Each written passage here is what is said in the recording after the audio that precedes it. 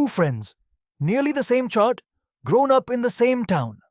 10 years on, one is still in his old neighborhood, the other has settled across the seas abroad. The difference was not luck.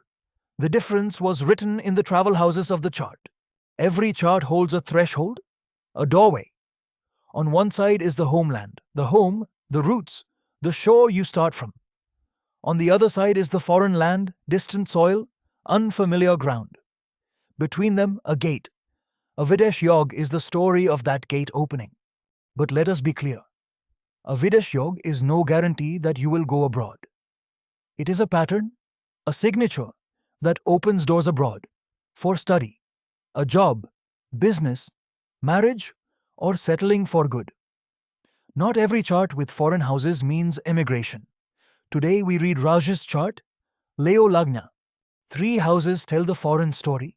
First, the 4th house, the house of home. This is your house, your roots, the motherland. Here is the twist. When the 4th is weak or under pressure, that very push sends a person out of home. In Raj's chart, the 4th holds Scorpio, a watery sign, a hint of crossing water. Second, the 9th house, the house of fortune.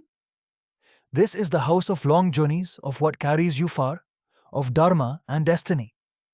Raj's 9th holds Aries, a movable sign which urges a change of place. And its Lord Mars sits in its own sign, right in the 9th are the very strong. The journey of fortune is powerful here. Third and most important, the 12th house, the house of Vaya. By tradition, texts like Parashara and Jataka Pariyata tie residents abroad to the 12th and 9th houses and to the movable signs. The 12th is the distant land, the distance from home. Raj's 12th holds Cancer, watery and movable both, and its lord the moon sits in the 8th. So the door exists, but the path is not easy. Now let us weigh it honestly. How strong is this yoga? We count the traditional signals. The 9th lord is strong, yes. A movable sign on a travel house, yes. A watery sign, the sea crossing combination, yes. But no planet sits in the 12th, and its lord is in a dasthana. So Raj's yoga is not strong but moderate. A door exists, yet it asks for effort. And why go abroad? There are 5 paths. Study abroad, Jupiter and Mercury, Job and service, Saturn and Sun, business and trade, Mercury and Mars, marriage abroad, Venus and the 7th house, and permanent settlement, Rahu and the 12th. In Raj's chart, Mars, lord of the 9th and 4th, is strong in the house of fortune. The lean is toward business and enterprise. But remember, a real chart is usually a blend. Now the biggest question, when does the door open? The yoga is the map. The dasha sets the time. The mahadasha of a travel house lord, or of Rahu, is when the foreign door opens.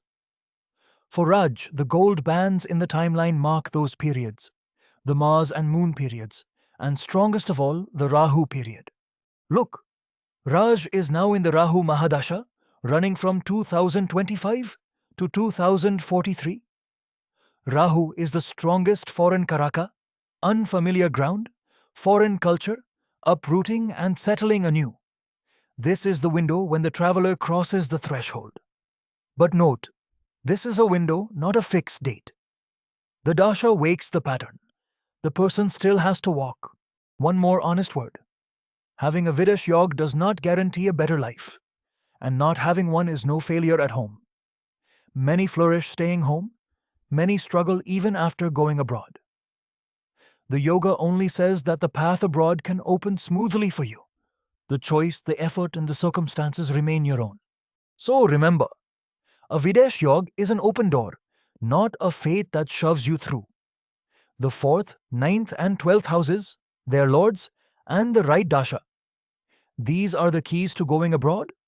On Kundlit.com, get an honest Videsh Yog read of your own chart. One that tells the truth, not one that sells fear.